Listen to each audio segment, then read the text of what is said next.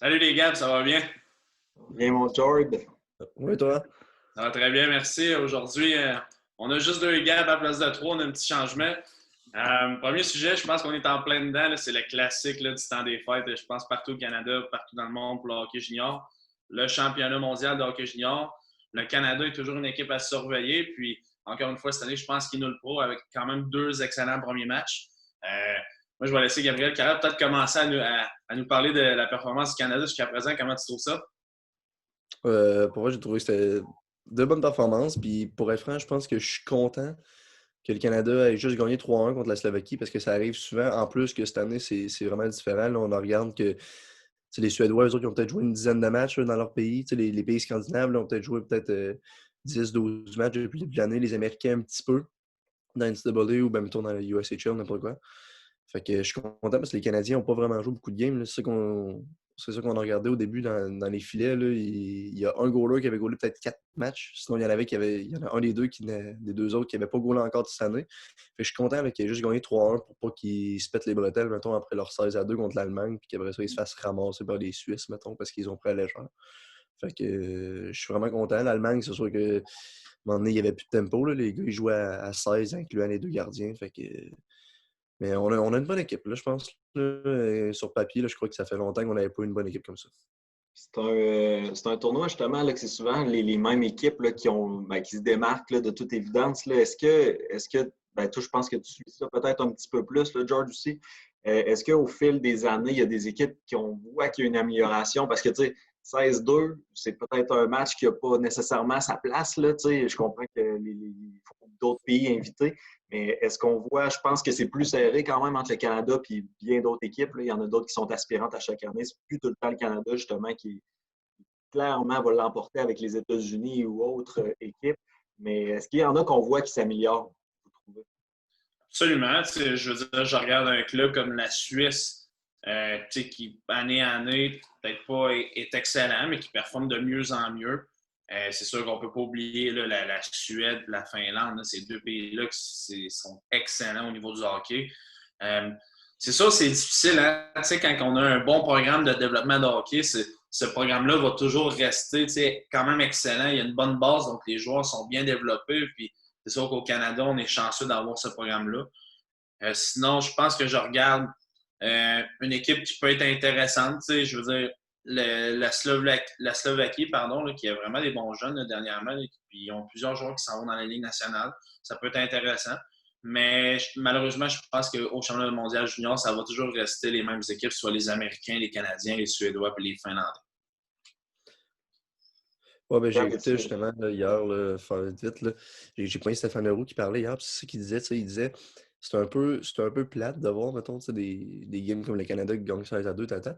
Mais comme il disait, pour eux, c'est quand même important, genre, tu sais, qu'ils reviennent à la maison pour eux autres, puis qu'ils disent, hey, j'ai joué contre les meilleurs au monde. Genre, tu sais, oui, on a perdu 16-2, mais tu sais, on était quand même là. Puis en plus, c'est ça qu'il expliquait, là, tu sais, je me souviens plus, là, je pense que c'est le tournoi en Saskatchewan, là, je pense en 2008 ou 2009. Tu sais, les Suisses avaient quand même battu la Russie en quart de finale, puis la Suisse, 10 ans auparavant, ils se faisaient manger des 11-1 puis des 10-1. Là. Fait qu'à un moment donné, c'est à force de jouer contre eux autres que j'imagine qu'à un moment donné, on va peut-être avoir une meilleure parité. Mais sinon, là, pour conclure vite, là, on parlait de ça. Comme les Suédois, là, ça fait depuis 2008 qu'ils n'ont pas perdu en ronde préliminaire, mais ils ont juste gagné une fois là-dedans.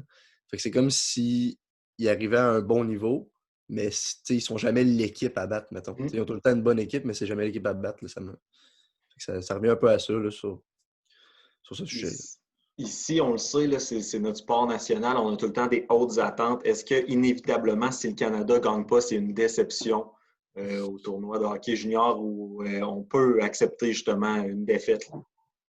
Ouais, je pense à ça vite comme ça. Je pense que c'est absolument une déception. Je veux dire, le Canada, on sait, on est réputé pour être vraiment les meilleurs au monde au niveau du hockey. Je veux dire, il n'y a pas meilleur pays au monde au niveau du hockey. Avec le club qu'ils ont cette année, je pense qu'on pourrait facilement gagner. C'est sûr que là, on voit l'absence du capitaine qui s'est blessé, Kirby Dack. Là, en plus de ce que j'ai vu hier, ça a l'air qu'on a une opération. Fait qu'il ne pourrait même pas jouer avec les Blackhawks de Chicago cette année. C'est une grosse perte pour eux.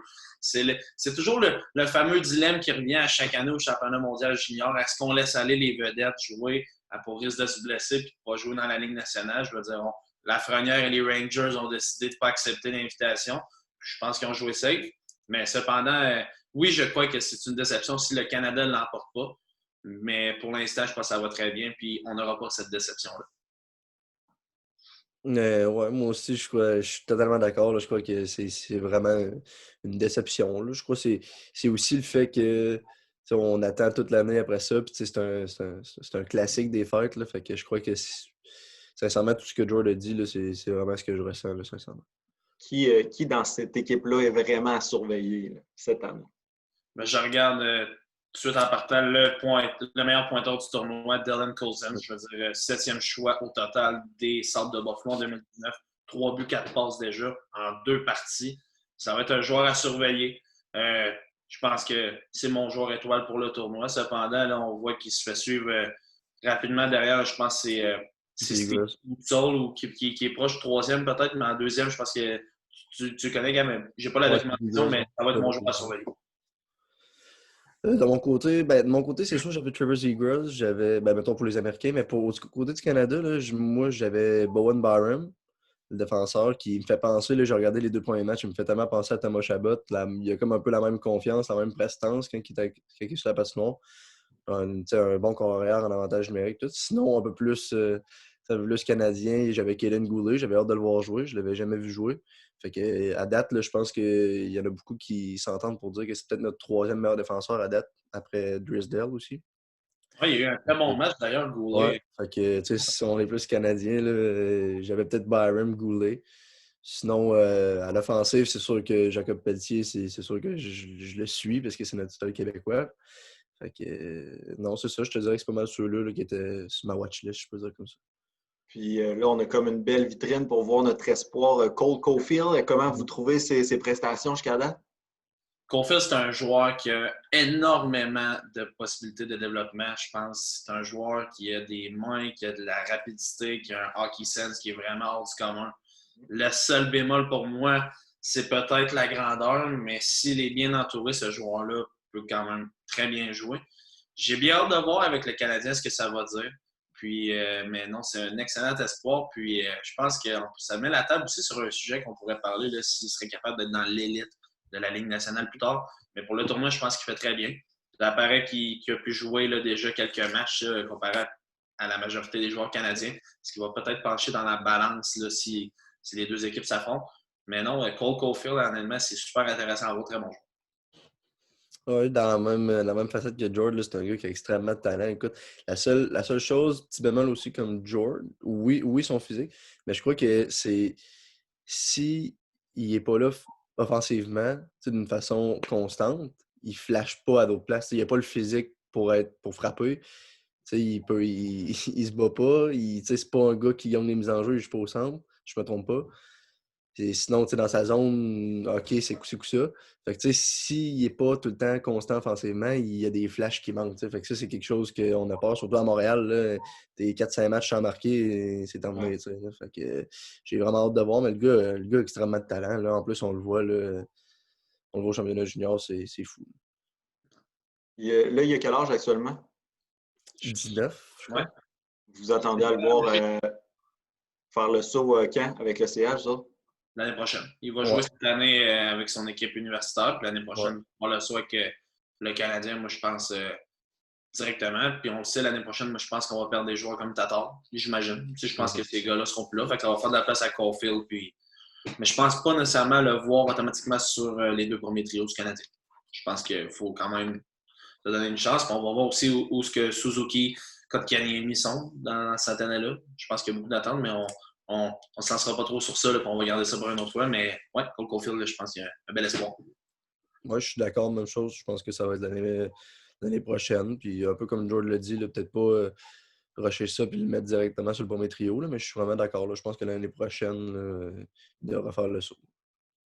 On se reparlera des performances d'équipe hockey junior d'ici la fin du tournoi pour valider ce que vous dites, là, que ça devrait quand même être on s'attend à une victoire en tout cas.